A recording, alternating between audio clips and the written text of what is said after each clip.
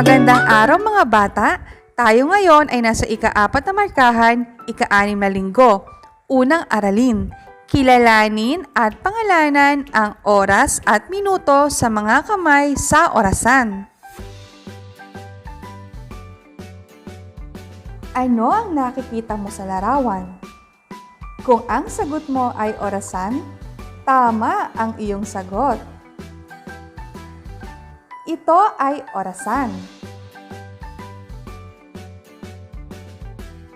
Ang orasan ay may dalawang kamay, ang maiksing kamay at mahabang kamay.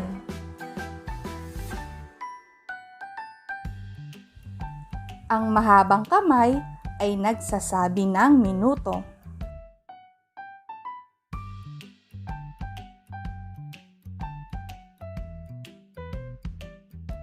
Ang maiksing kamay ay nagsasabi ng oras.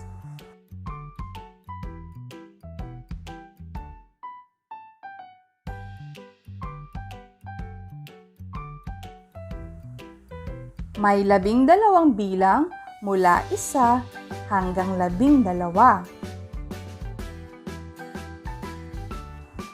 Ang oras na ipinapakita ay ika-3 o 3 o'clock.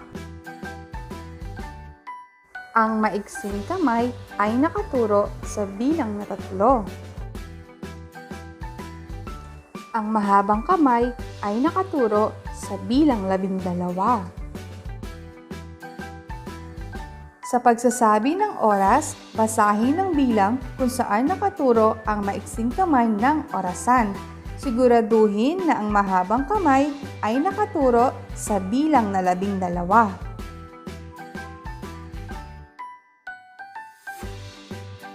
Tingnan natin kung talagang natutunan na ninyo ang ating aralin. Ano ang oras na ipinapakita sa larawan? Kung ang sagot mo ay ika-2 o 2 o'clock, tama ang iyong sagot. Ang maiksing kamay ay nakatapat sa bilang 2. At ang mahabang kamay ay nakatapat sa bilang 12. Kaya ito ay ika-2 o 2 o'clock. Ano ang oras na ipinapakita sa larawan?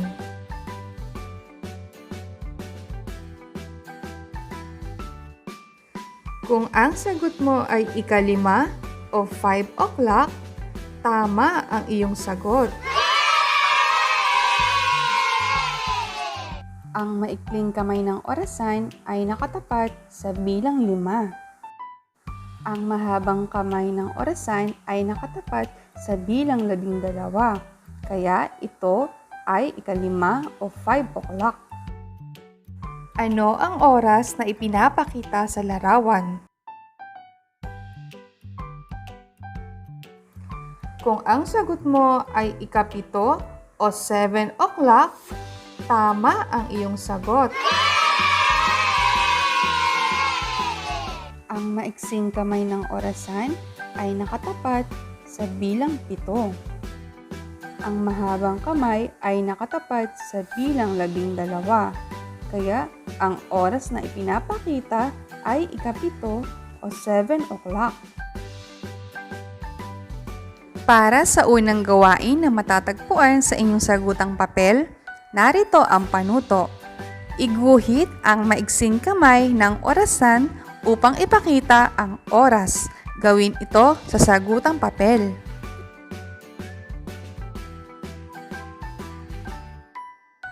Para naman sa pangalawang gawain, narito ang panuto.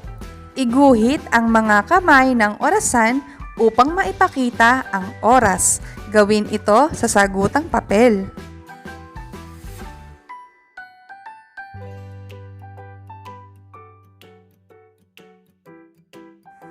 Ating isaisip, ang orasan ay may 2 kamay, ang mahabang kamay at maiksing kamay.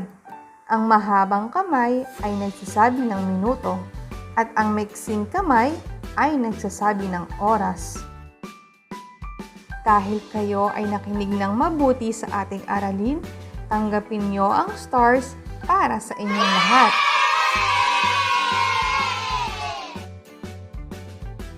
Hanggang sa muli natin pag-aaral, paalam!